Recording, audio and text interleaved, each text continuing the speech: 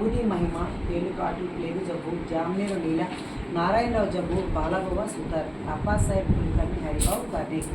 గత అధ్యాయంలో గురువు మాయను వర్ణించినవి, ఇందులో ఊది మహిమను వర్ణించినవి. మనం ఇప్పుడు గొప్ప యోగీశ్వరులకు నమస్కరించడము. వారి కరుణ కటాక్షమును కొండంత పాపమును కూడా నశింపజేయదు, మనలోని దుర్గుణమును పోగొట్టును. వారి సామాన్య పరుగులే మనకు నీతులు బోధించడం, అమృతానందమును ప్రసాదించడం. ఇది నాది అది నీది అను భేదాభావం వారి మనసులను పుట్టదు. వారి రుణములను ఈ జన్మైంది కానీ వచ్చే పెక్కు జన్మలేదు కానీ మనం తీర్చుకున్నాం. ఊది మహిమ. బాబా అందరి వద్ద నుంచి దక్షిణ తీసుకుని చుండాలని అందరికీ తెలిసిన విషయం. ఈ విధంగా వసూలు చేసిన మొత్తంలో ఎక్కువ భాగం దానం చేసిన మిగతా దానితో వంట చెరుకును పంచున్నాను. ఈ కట్టెలను బాబా దుడిలో వేయుచుండను, దానిని నిత్యము మంట పెట్టుచున్నాను. అది ఇప్పటికీ అటులే మంటుచున్నది. అందులోని బూడిదని ఊది అనుచున్నాము. బాబా దాని భక్తులకు తమ తమ ఇంట్లోకి తిరిగిపోయినప్పుడు పంచిపెట్టేవారు. ఊది వలన బాబా ఏం బోధించను ఉద్దేశించను. ప్రపంచంలోకి నుండి వస్తువులని బూడిదలు అశాశ్వతం. పంచభూతం నుంచి చేయబడిన మన శరీరంలో మీరు సౌకులను అనుభవించుకున్నట పతనమే బూడిదలు. ఈ సంగతి జ్ఞప్తికి తెచ్చుటకై బాబా భక్తులకు ఊది ప్రసాదం పంచిపెట్టుచున్నాను.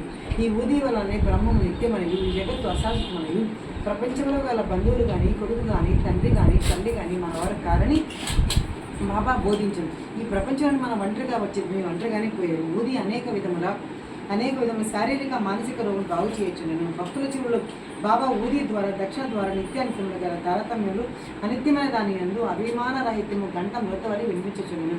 మొదటిది ఊది వివేకమును, రెండవది దక్షిణ వైరాగ్యం బోధించుచున్నాను. అయితే ఈ రెండును కలిగి ఉన్నా కానీ సంసారం అనే సాగరం దాటలేము.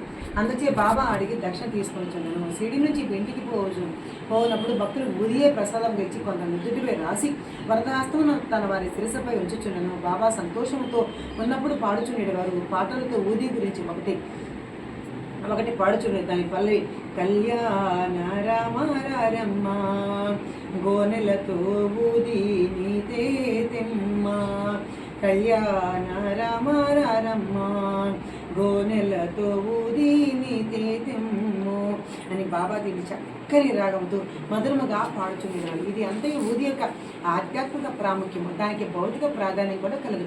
ఇది ఆరోగ్యమును, ఐశ్వర్యమును, ఆతురతల నుండి విమోచనము మొదలైనవి వసగుచుండు. ఇక ఊది కూర్చున్న కథలను ప్రారంభించడం. తేలుకాటు.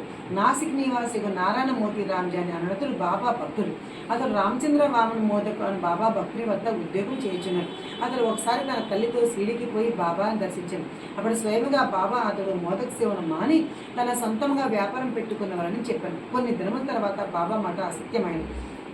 నారాయణజాని ఉద్యోగం మాని స్వయంగా ఆనందాశ్రమం అని హోటల్ పెట్టాడు. అది బాగా వృద్ధి చెందను. ఒకసారి నారాయణరావు స్నేహితునికి తెలియపెట్టాను. దాని బాధ భరించరాంతగా ఉండను. అటువంటి విషయంలో ఊది బాగా పనిచేయను. నొప్పి ఉన్న చోట ఊదిని రాయవలను. అందుచే నారాయణరావు ఊది కొరకు పెట్టాను. కానీ అది కనిపించలేదు. అతడు బాబా పటం ముందర నిలిచి బాబా సహాయం కోరి బాబా నామజపం చేసి బాబా పటం నుండి రాలిపడిన అగరవత్తి బూడిద చిటుకు తీసి దానిని ఊదిగా భావించి నొప్పిన చోట రాశాడు. అతడు ఊది రాసిన చేయి తీసివేయగానే నొప్పి తగ్గిపోయిను. ఇద్దరు ఆశ్చర్య ఆనందములతో మునిగిరి. ఇంకా ప్లేగు జబ్బు. ఒకనొకడు బాంద్రాల నుండి ఒక బాబా భక్తునికి వేరొక గ్రామంలో ఉన్న తన కుమార్తె ప్లేగు జ్వరంతో బాధపడుచుండనని తెలిపాను. అతడు తన వద్ద ఊది లేదనియు కనుక ఊది పంపమని నానాసాహెబ్ చందర్ గారికి అప్పుడు పంపాను. ఈ వార్త నానాసాహెబ్కు టానా రైల్వే స్టేషన్ వద్దకు తెలిపాను. అప్పుడు అతడు భార్యతో కూడా కళ్యాణం పోచున్నాను. వారి వద్ద అప్పుడు ఊది లేకుండా కావు. నానాసాహెబ్ రోడ్డుపైన మట్టిని కొంచెం తీసి సాయి నామజపం చేసి ఓం సాయి శ్రీశాయి జై జయ సాయి, ఓం సాయి శ్రీశాయి జై జయ సాయి, ఓం సాయి శ్రీశాయి జై జయ సాయి, ఓం సాయి శ్రీశాయి జై జయ సాయి, ఓం సాయి శ్రీశాయి జై జయ సాయి, ఓం సాయి శ్రీశాయి జై జయ సాయి, ఓం సాయి శ్రీశాయి జై జయ సాయి, ఓం సాయి శ్రీశాయి జై జయ సాయి, ఓం సాయి శ్రీశాయి జై జయ సాయి, ఓం సాయి శ్రీశాయి జై జయ సాయి అని బాబా అనుగ్రహం అభ్యర్థించి తన భార్య నుదుటిపై రాశాను. కబురు తెచ్చిన వ్యక్తి దంతియు చూచాను. ఆ భక్తుడు ఇంటికి పోసరికి 3 రోజుల నుండి బాధపడుతున్న వారి కూతురు జబ్బు నానాసాహెబ్ తన భార్య నుదుటిపై మట్టిని పూసినప్పటి నుండి తగ్గినని విని మిక్కిలి సంతోషించను. జామ్నేరు లీల. 1904-1905 సంవత్సరం నానాసాహెబ్ చందోర్కర్ జామ్నేరులో మామలదారుగా ఉండేది. ఇది కాందేశ్వర్ జిల్లాలో షిరిడీకి 100 మైళ్ళ దూరంలో ఉన్నది. ఆయన కుమార్తె మైన్తాయి గర్భిణి, ప్రసవించుడు సిద్ధంగా ఉండను. ఆమె స్థితి బాగులేకుండా ఆమె 2-3 దినముల నుంచి ప్రసవ వేదన పడుచున్నాను. నానాసాహెబ్ ఔషధములన్నీ వాడిను, కానీ ప్రయోజనం లేకున్నాను. అప్పుడు బాబాను జ్ఞప్తికి తెచ్చుకొని వారి సహాయం వేయడం. సిటీలో రామ్గిర్ బువ్వా అను సన్యాసి ఉండను. బాబా అతనిని బాబు వేరు బువ్వా అనేవారు. అతని స్వగ్రహం కాందేశ్లో ఉండను. అతడికి బోర్డు నిశ్చయించుకున్నాను.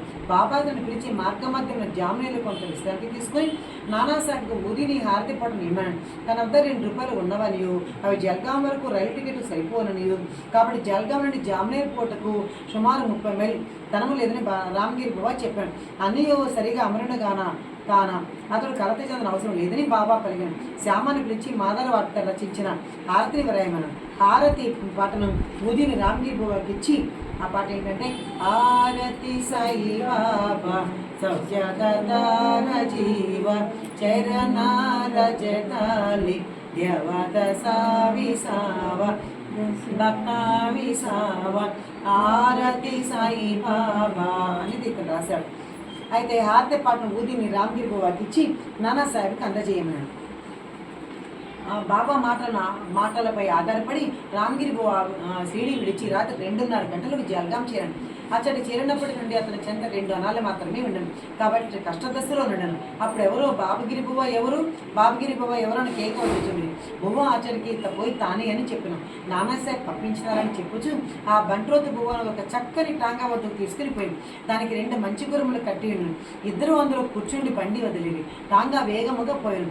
తెల్లవారుజామున టాంగా ఒక సెలవేరు వద్దకు చేరాను. బండితోలు వాడు గుర్రములను నీళ్లు తాగించడం తీసుకుని పోయాను. బంట్రోతు రామగిరి బువ్వను పలహారం చేయమని పలహారపు దినుసులను పెట్టాను.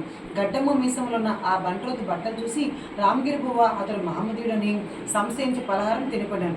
కానీ ఈ బంట్రోతు తాను హిందువుడనియు గాల్వార్ దేశం క్షత్రుడనియు నానా సాహెబ్ ఆ పలహారం పంపిన గాన తిరుడికెట్టి సంశయం వలదనను. అప్పుడిద్దరూ కలిసి పలహారం చేసి బయలుదేరి ఉషక్కాలం జామ్నేరు చేరి ఒంటికి పోసుకుని అడిగే రామగిరి బువ్వ టాంగా దిగి 2-3 నిమిషంలో వచ్చాను. తిరిగి వచ్చేసరికి టాంగా తోలువాడు కానీ బంట్రోతు కానీ లేకుండే. బాబ్గిరి బువ్వ నోటి వెంట మాట రాకుండా దగ్గరగా ఉన్న కచేరీకి పోయి అడగగా నానాసాహెబ్ ఇంటి వద్దనే ఉన్నట్టు తెలిపాను. అతను నానాసాహెబ్ గారింటికి వెళ్ళి తను షిరిడీ సాయిబాబా వద్ద నుంచి వచ్చినట్లు చెప్పాను. బాబా ఇచ్చిన ఊది హారతి పాట నానాసాహెబ్కి అందజేశాను. మైనతాయి చాలా దుస్థితిలో ఉండాలి. అందరూ ఆమె కూర్చి మిగిలిన ఆందోళన పడుతుంది. నానాసాహెబ్ తన భార్యను పిలిచి ఊదిని నీళ్ళలో కలిపి కుమార్తెకి ఇచ్చి హారతులు పాడమండి. బాబా మంచి సమయంలో సహాయము పంపిననుకునేది. కొద్ది నిమిషంలో ప్రసవము సుఖంగా జరిగిన వార్త వచ్చింది. గండము గడిచినదని చెప్పి నానాసాహెబ్ గారు టాంగాను నౌకర్ను పలహారం పంపినందుకు బాబగిరి బువ్వ ఆయన కృతజ్ఞత తెలుపుగా అతను మిక్కిని ఆశ్చర్యపడను. షిరిడీ నుంచి ఎవరు వచ్చుచున్నది అతనికి తెలియదు కనుక అతను ఏమీ పంపి ఉండలేదని చెప్పాను. బివి దేవ్గారి విషయమే నానాసాహెబ్ చందోర్కర్ కొడుకు బాపూరావు చందోర్కర్ను రామగిరి బువ్వను కలుసుకుని విచారించి సాయిలీలా మాగజైన్లో గొప్ప వ్యాసమును ప్రకటించినారు. బివి నరసింహస్వామి గారు మైనతాయి బాపూరావు చందోర్కర్ రామగిరి బువ్వల వాంగ్మూలం సేకరించి భక్తుల అనుభవాలను గ్రంథమును ప్రకటించినారు. నారాయణరావు జబ్బు భక్త నారాయణరావుకు బాబాను 2-3 సార్లు దర్శనం చేయ భాగ్యము కలిగింది. బాబా సమాధి చెందిన 3 ఏళ్లకు షిరిడీకి పోవాలనుకుని కానీ పోలేకపోయాను. బాబా సమాధి చెందిన 1 సంవత్సరంలో అతడు జబ్బుపడి మిగిలిన బాధపడుచుండను. సాధారణ చికిత్స ఉన్న ప్రయోజనం కలగలేదు. కావున రాత్రి బాబులు బాబాను ధ్యానించాను. ఒకనాడు స్వప్నంలో ఒక దృశ్యమును చూశాను. అందు బాబా అతని హోదా చిట్టాను. ఆందోళన పడవద్దు, రేపటి నుంచి బాగగును, 1 వారం రోజులను నడవగలవు. స్వప్నంలో చెప్పిన రీతిగా రోగం 1 వారంలో కుదిరను. ఇక్కడ మనం ఆలోచించిన విషయం ఏంటంటే శరీరం ఉన్నన్నాళ్ళు బాబా బ్రతికుండినారా, శరీరం పోయినదిగానా చనిపోయినారా? లేదు, ఎల్లప్పుడూ జీవించి ఉన్నారు. వారు జనన మరణ అతీతులు. ఎవరైతే బాబాను ఒక్కసారి హృదయపూర్వకంగా ప్రేమించేదరో వారు ఎక్కడ ఉన్నప్పటికీ ఎట్టి సమయం అందు కానీ బాబా నుంచి తగిన జవాబు పొందెదరు. వారు ఎల్లప్పుడూ మన పక్కనే ఉందరు. ఏ రూపంలో భక్తులు దర్శనమిచ్చి వారి కోరికను నెరవేర్చెదరు. ఇంకా బాలబువ్వ సుతార్ బొంబాయిలో నుండి ప్రముఖ సంకీర్తనకారుడు బాలబువ్వ సుతార్ ఒకనాడు షిరిడీకి వచ్చాను. అతడు గొప్ప భక్తుడు. ఎల్లప్పుడూ అతను భగవద్ధ్యానము భజనాయందే తత్పరుడై ఉండేవాడు. అందుచేత జనులు వారిని నవయుగ తుకారాం అని పిలిచేవారు. వారు బాబాకు నమస్కరించగా బాబా నేనైతే 4 సంవత్సరాల నుంచి ఎరుగుదును అనేది. తను మొదటిసారిగా ఇప్పుడే షిరిడీకి వచ్చిన వాడు ఒకటి బాలబువ్వ ఇది ఎట్టు సంభవం అనుకున్నాను. కానీ తీవ్రంగా ఆలోచించగా బొంబాయిలో 4 సంవత్సరాల కిందట బాబా ఫోటోకు నమస్కరించడానికి జప్తి వచ్చాను. అతను బాబా మాట ప్రాముఖ్యమును గ్రహించను. తనను తను ఇట్లా అనుకున్నాను, యోగులు ఎంతటి సర్వజ్ఞులు, సర్వంతర్యాములు, తన భక్తులకు అంటే భక్తులు ఎందు వారికి ఎంత ప్రేమ. నేను వారి ఫోటోను చూచుట వారిని స్వయంగా చూస్తుండటంతో సమానమని వారు బోధించింది. అందుకని బాబా ఫోటోకు బాబా సచ్చరిత్రకి భేదం లేదు అని మనం ఈ విషయంలో మనం తెలుసుకోవాలి. అయితే అప్పాసాహెబ్ కులకర్ణి 1917 సంవత్సరంలో అప్పాసాహెబ్ కులకర్ణి వంతు వచ్చింది. అతను టానాకు బదిలీ అయ్యాను. బాలాసాహెబ్ బాటి అతనికి బాబా ఫోటోనిచ్చి ఉండను. అతను దాన్ని జాగ్రత్తగా పూజించుచుండను. పువ్వులు, చందనము, నైవేద్యము బాబాకు నిత్యం అర్పించుచు బాబాను చూడాలని మిగులు కాంక్షించుచుండను. ఈ సందర్భమున బాబా పటమును మనపూర్వకంగా చూసినచు బాబాను ప్రత్యక్షముగా చూసిన దాంతో సమానమే అని చెప్పవచ్చును. దీని నిదర్శనము పైన చెప్పబడిన కథ. కలుకర్ణి టానాల నుండిగా భివండి పర్యటనకు పోవలసి ఉండేది. ఒక వారం రోజుల లోపల తిరిగి వచ్చేందుకు అవకాశం లేకుండా అతను లేనప్పుడు 3వ రోజున ఈ దిగువ ఆశ్చర్యకరమైన సంగతి జరిగాను. మధ్యాహ్నం 12 గంటలకు ఒక పకీరు అప్పా కులకర్ణి ఇంటికి వచ్చింది. వారి ముఖ లక్షణములు సాయిబాబా ముఖ లక్షణంతో సరిపోయాను. కులకర్ణి గారి భార్య బిడ్డలుగా వారు షిరిడి సాయిబాబా గారా అని అడిగిరి. వారిట్లు నుడివిరి లేదు, నేను భగవంతుని సేవకుడు, వారి ఆజ్ఞానుసారం ఈ యోగక్షేమాన్ని కనుటకు వచ్చేది ఆ తలుచు దక్షిణ అడిగింది. ఆమె ఒక రూపాయి ఇచ్చాను. మరొక చిన్న పొట్లంతో ఉదీనిచ్చి దాన్ని పూజలో ఫోటోతో కూడా ఉంచుకొని పూజించమని పిమ్మటి ఇల్లు విడిచి వెళ్ళిపోయి ఇది ఒక చిత్రమైన సాయిలీలను వినుడు. భివండిలో తన గుర్రము జబ్బుపడగా అప్పాసాహెబ్ తన పర్యటన మానుకోవలసి వచ్చాను. ఆనాడు సాయంకాలం అతను తిరిగి ఇల్లు చేరాను. ఫకీరు గారి రాక భార్య వల్ల వినను. ఫకీరు గారి దర్శనం దొరకనందులకు మిగిలిన మనోవేదన పొందాను. ఫకీరు 1 రూపాయి మాత్రమే దక్షిణగా ఇచ్చుటకు ఇష్టపడుకున్నాను.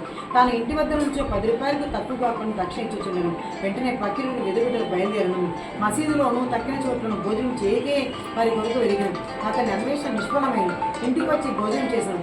30 అధ్యాయంలో వృత్తి కడుపుతో భగవంతుని వెతకరాదని బాబా చెప్పిన చదువు గమనించవలను. అప్పాసాహెబ్ ఇచ్చట ఒక నీతిని నేర్చుకోవడం. భోజనం అయిన తర్వాత చిత్రేయన స్నేహితులతో వివాహాలకి బయలుదేరాను. కొంత దూరం పోగా ఎవరో వారి వైపు త్వరగా వచ్చి చుండుగా అనిపించాను. వారి ముఖ లక్షణాలను బట్టి వారు తన ఇంటికి 12 గంటలకు వచ్చిన వారి అని అనుకున్నాను. వెంటనే ఫకీరు చేయి చాచి దక్షిణ అడిగి అప్పాసాహెబ్ 1 రూపాయి ఇచ్చాను.